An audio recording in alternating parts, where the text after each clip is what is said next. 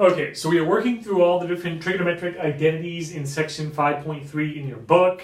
We have one more step we want to go through. This, as far as derivation goes, the derivation of these formulas shouldn't be very hard. You just need one little trick.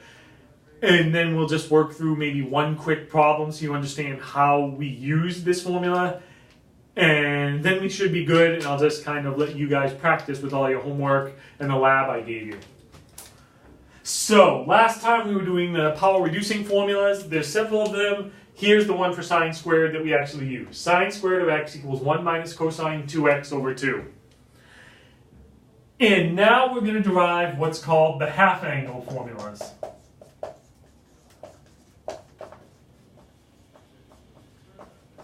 Okay. And I'll just point out, when I was in school, we had half angle formulas and double angle formulas just like you did. And I always tended to get the two confused because clearly half is dividing by 2, double is multiplying by 2. And I tended to get confused which one was which meant I had trouble figuring out which one to use to solve a problem. So we want to make sure we're clear on these. And in order to kind of create these formulas, like I said, you need one little trick. And what we're going to do is, we're going to let x equal alpha over 2. You don't have to call it alpha, you can call it whatever you want. Call it y over 2 if you don't like alpha, it doesn't matter. Call it theta over 2. I'm just going to use alpha over 2 because I like it. Now I'm going to substitute in for x there and there. And I will get sine squared of x, which is alpha over 2, equals 1 minus cosine of 2x. If x is alpha over 2, that's 2 times alpha over 2. The 2's cancel, and that's just alpha over 2. Now I have that. We see to a certain extent why they're called the half angle formulas now, because that's a half. Like I said, double angle formulas multiply by 2, half angle formulas divide. So that's why these are the half angle formulas. But now, if I'm using these formulas, I want to solve for a half angle, not a half angle squared. So I just have to get rid of the square. But algebraically, all of you guys know, and we've done this before, you just square root both sides. If I square root both sides, I get sine of alpha over 2 equals plus or minus, remember that, the square root of 1 minus cosine alpha all over 2. And just be aware, again, I know it can seem, it looks like a 2 there. That's not a 2, it's an alpha, which just kind of looks like a 2 when you write it. But there we go. Sine of alpha over 2 equals plus or minus the square root of 1 minus cosine alpha over 2. If you remember the power reducing formula for cosine that we also used last time, it's pretty clear to see cosine of alpha over 2 would be the exact same thing, but that would be a plus. So they're pretty straightforward and pretty direct. Again, you're not going to be deriving them, but you will be using them to problem solve. So I just really quickly wanted to go through maybe one problem on how these are actually used. And I would stress, because at this point, you're going to have like a half an hour's worth of videos with all these videos combined to watch. And we still have more identities in the next few sections to go through. I know it's a lot. And I'm only going through a couple of examples because if I did more examples, the videos would be much longer.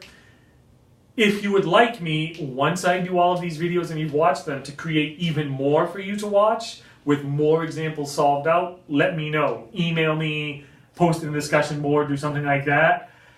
It's just that I'm trying to make these things as brief as possible so you don't have to sit through 5 hours. But if you want to sit through 5 hours of videos, feel free to let me know and I will make a whole lot more videos doing examples. Okay, so for the sake of argument, let's see. For this one, suppose I have this formula and I want to find sine of 15 degrees.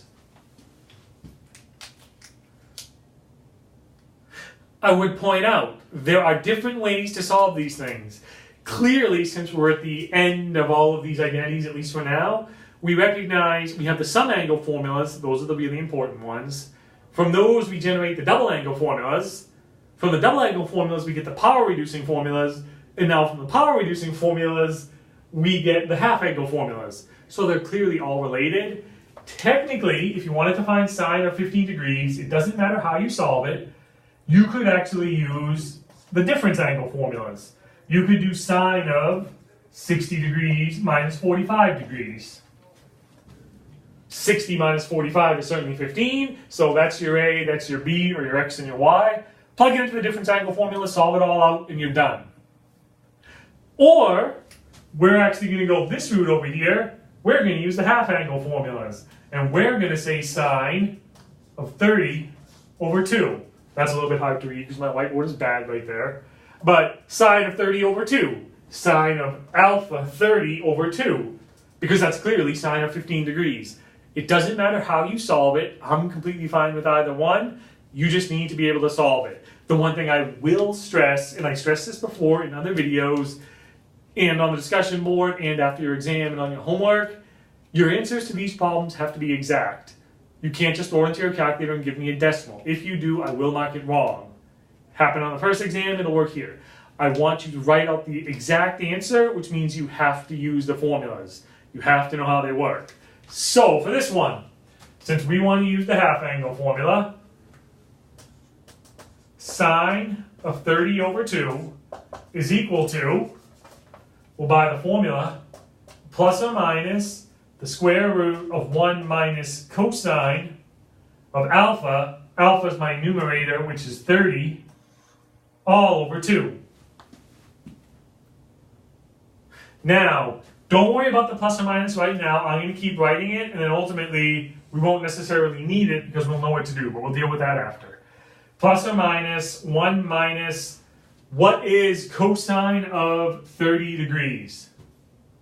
It's the x value on the unit circle. All of you should have this memorized. If not, check your notes. It's root 3 over 2. So it's 1 minus root 3 over 2 over 2. And all of this is square rooted. As far as it goes, that is technically my answer. But we know we have to simplify that. We can combine these fractions, do a little bit of algebra, and solve it. So we're just going to kind of work through this algebra because you guys need to know how to do it.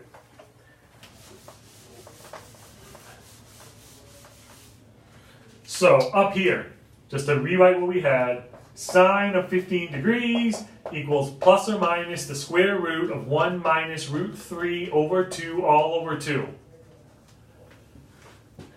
Okay, so first in here, combine these fractions. Your common denominator is 2. So we have plus or minus the square root. 2 times 1 is 2 minus root 3 over 2. I just multiplied by my common denominator, all over 2.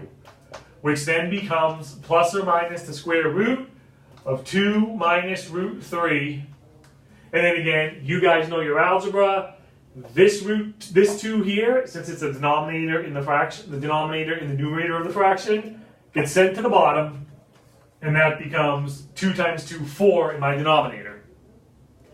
Then, I get plus or minus square root of 2 minus root 3 all over square root of 4. I just broke up my square roots on top and bottom.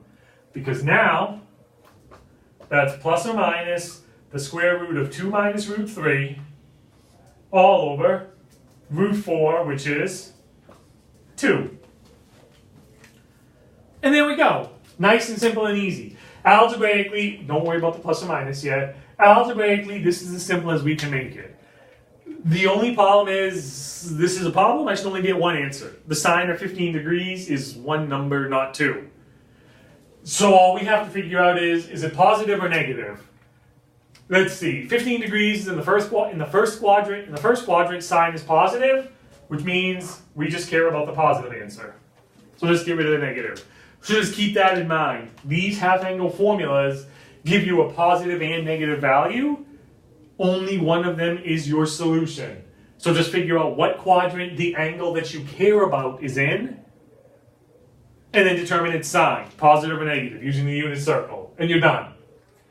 If you want to check yourself, and again, I'm not going to do this because I want you guys to work through the algebra. If you want to check yourself to make sure you're doing everything right and to make sure this is okay, over here we said you could use the difference angle formula. So go back, use the difference angle formula on 60 degrees minus 45 degrees, look at your answer. If these are actually the same, which they should be, then the answer to this should be that right there. So go through it and check it out and see what you actually get. Like I said, that's the end of all these videos for these formulas. If you want me to do more, just email me and let me know, and I'll make some videos doing more examples of these things.